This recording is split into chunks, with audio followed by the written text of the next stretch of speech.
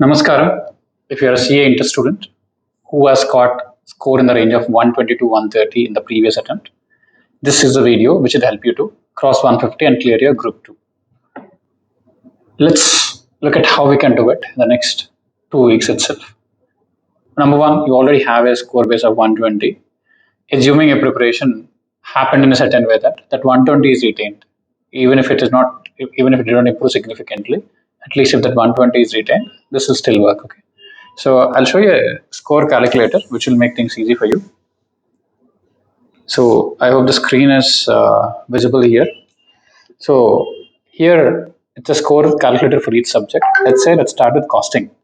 Now for costing, out of 15 questions in objective, we can expect at least 10 questions to be right. So even if you get 2 marks out of it, 10 into 2 is equal to 20. I hope this is clear. Next, there are an average of 10 questions. Now you can say there could be a 14 marker. There could be sometimes it's 5 plus 6 plus 3 or 4 plus 4 plus 6. But on average, you can get at least 10 questions. So it's not exactly the same. It's not like 14 into 5. The weightage will vary. But on average, if you get 10 questions descriptive with different weightages, an average of 4 marks can get you 40 in the descriptive. So which takes you to 20 in the MCQs and 40 in the descriptive. So 60 is what you can target in costing. So this is a reasonable base for you to get started because it depends on the question paper eventually, depends on the preparation.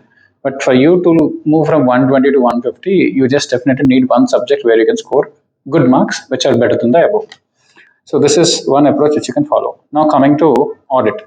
For audit, I would still try to retain the 10 into 2, or maybe you can look at 9 into 2 per audit. So if you're scoring 18 marks from MCQs, in terms of the questions audit, there will be more number of questions.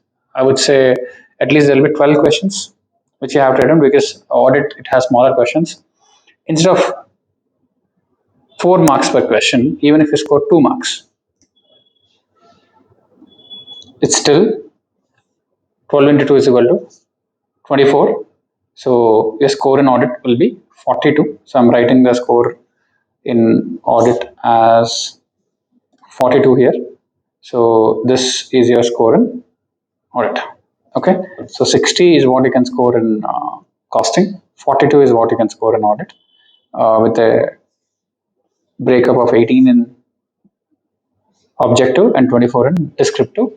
Assuming you're scoring only 2 marks, that's it on average. Some could be 4, some could be 0, but average is 2. Okay, I hope these two can be done.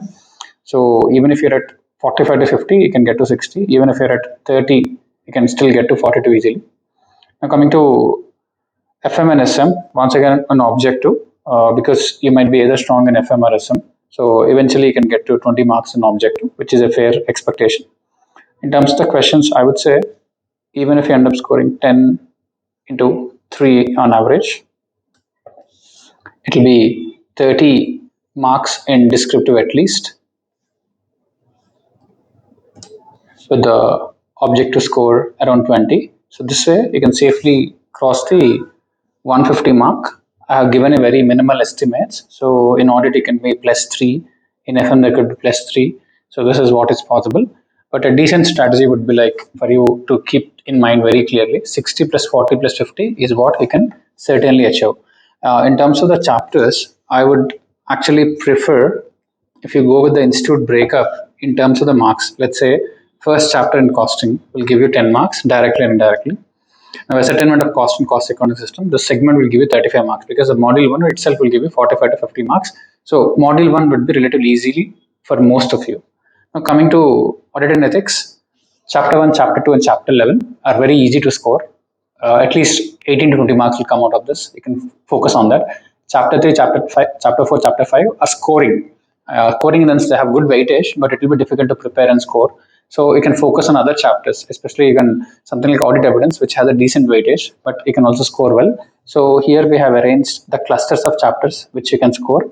So you can pick any 50 marks and prepare properly, and balance 50 marks you can prepare using Q&A or not so intensively if syllabus cannot be done entirely. Similarly, between FM and SM, I would like you to choose 1 to score 30 marks, the other you can score 20 marks. So divide and rule within the subjects, divide and rule within the topics. That way, you'll be able to achieve decent marks. Let's say in FM, if you're finding module 2 a bit difficult, working capital decisions, working capital investment decisions, and dividend decisions, if you're finding it difficult, focus more on the module 1. So there are enough chapters with which you can score a decent score. The balance chapters, try to get 25 to 30% from the balance. The first 60 marks, if you get 50%, 30. The remaining 40 marks, even if you get 20%, it will still help you get closer to the cutoff mark. Okay, so ideally there should be 60 marks, out of which you should be able to get 30 plus. Remaining 40 marks, you can get 12 to 15 in the worst case scenario. So this is how you can break down the entire syllabus and move forward. Okay, so this is a simulator which you can easily do for yourself in terms of the calculator. But on average, 60, 40, and 50 is what works for most of the students. In your case, you can make it plus or minus 5 here and there.